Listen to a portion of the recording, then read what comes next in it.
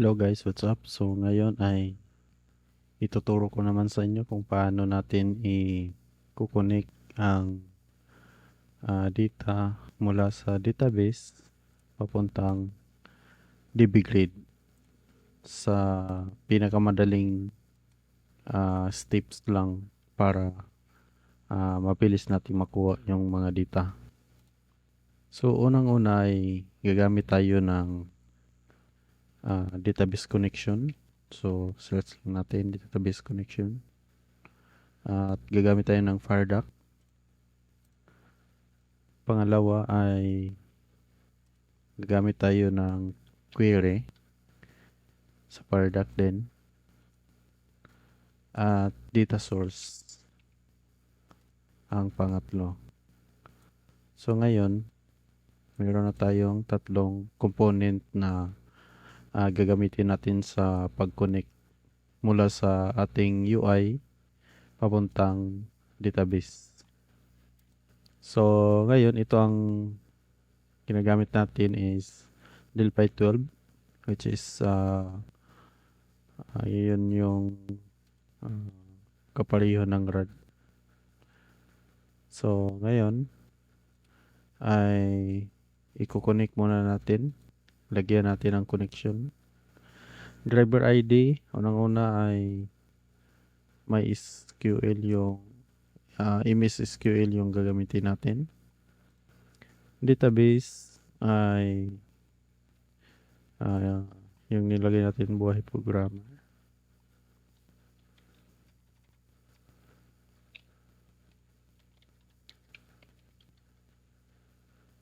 Yan. Tapos yung username naman ay dito natin kukunin. Ito yung server name at ito yung username. So paste lang natin dito. Username. Palitan natin ng admin. Tapos yung database server. Yan.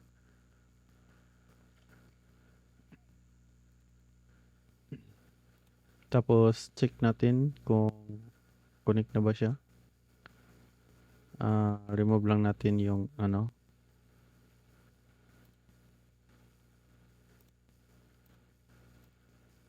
test. Successful na po siya. Tapos yung sa query natin is lagyan natin data source. Yan. Automatic na siyang connect dito. At ito namang data source 1 natin. Lagyan natin ng dataset yung query. Tapos maglalagay naman tayo ng DB Grid.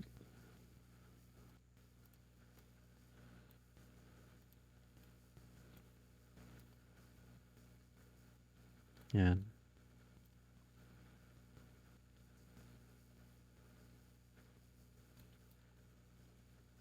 Tapos save. Ngayon ay lalagyan natin ng data source, which is itong dito source 1.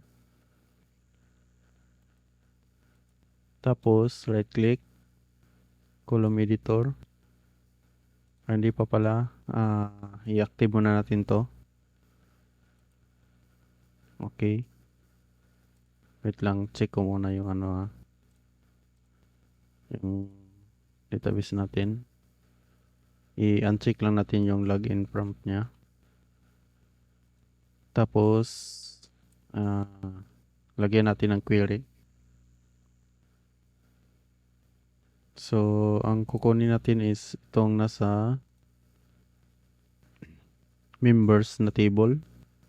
Ang pangalan ng database ay Buhay Programmer. So select top 100 lang from members. Tapos execute.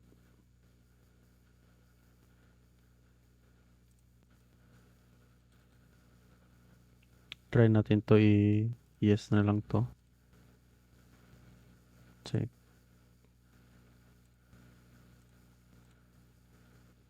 Tapos dito, yan, kailangan lang yes pa yung ano. So ito yung error guys. OS authentication niya is nakano lang. So check natin ulit. Edit column natin. Enable.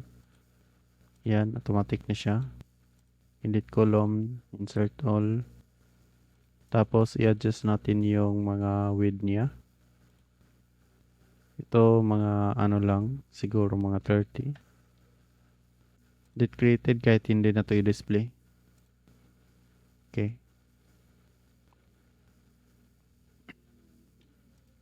Try natin. So ayan guys, lumabas na. Ulitan na natin to. Yan guys, so na-fits na natin lahat ng table. Nasa 100 rows. Hanggang Robert Johnson. Johnson. So 100